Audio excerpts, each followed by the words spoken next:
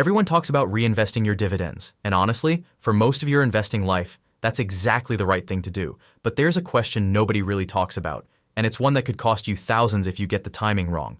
When should you actually stop reinvesting your dividends? Because here's the thing, the same habit that builds your wealth during your accumulation years can quietly work against you if you hold on to it too long or at the wrong time. And in this video, I'm going to walk you through exactly when it makes sense to stop reinvesting your dividends, so you can make that switch with confidence, not confusion. I'm Andrew, and I make videos about dividend investing to help you make smarter decisions with your money. Let's get into it. But first, if you're not already familiar with dividend reinvestment, here's the 30-second version. When a company pays you a dividend, you have two choices. You can take that cash and spend it, or you can reinvest it, meaning you use it to buy more shares of the same stock or fund. When you reinvest, those extra shares start generating their own dividends, and those dividends buy even more shares. And on it goes. That's compounding. And over 20, 30, 40 years, it is genuinely one of the most powerful forces in personal finance. So, yes, for most investors, most of the time, reinvesting is the move. But there are 4 specific situations where stopping makes complete sense. And knowing which one applies to you, that's where the real decision-making begins. Situation 1. When you want to reduce your risk. Here's something that doesn't get talked about enough. Dividend reinvestment, done automatically over many years, can quietly concentrate your portfolio in ways you never intended. Think about it. If you've been automatically reinvesting into the same 3 or 4 stocks for a decade, those positions have been compounding on top of themselves the entire time. And if one of them has been a strong performer, say a tech stock that's had a great run, it might now make up 20%, 25%, maybe even more of your total portfolio. That's a problem, because what started as a diversified portfolio has slowly, without you even noticing, become a concentrated bet on a handful of companies or sectors. And this is more relevant right now than it has ever been. Even basic index funds today have enormous allocations to a small number of high-flying tech stocks. The concentration risk in the market is real. So if you look at your portfolio and realize that one stock or one sector has quietly taken over, stopping reinvestment in that position is one of the cleanest ways to course correct. You let the dividends come in as cash, and then you redirect that cash somewhere that actually needs it. You're rebalancing, without selling, without triggering a tax event on your gains. It's a simple move, but it gives you back control over something most investors don't even realize they've lost. Situation 2. When valuations look stretched. This one requires a bit more judgment, but it's worth understanding. When a stock or fund is trading at historically high valuations, meaning the price has run up significantly relative to what the underlying business actually earns, buying more of it automatically might not be the smartest thing to do.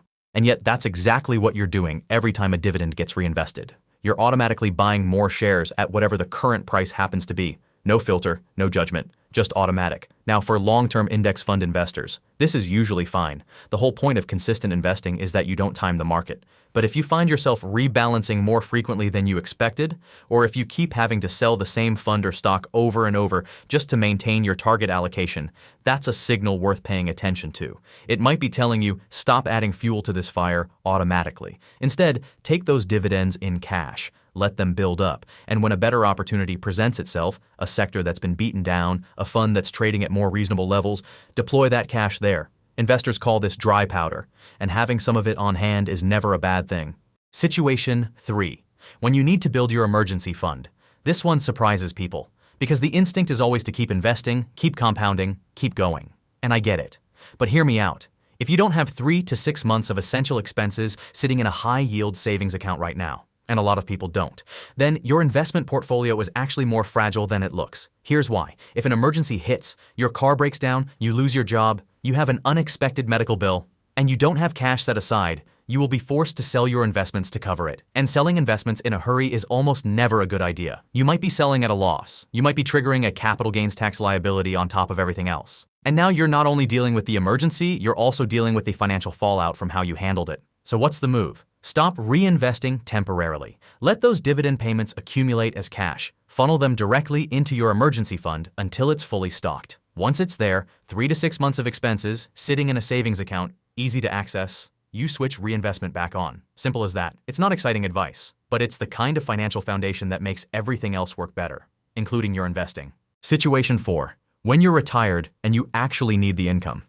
This is the big one. And honestly, it's the whole reason dividend investing exists for a lot of people.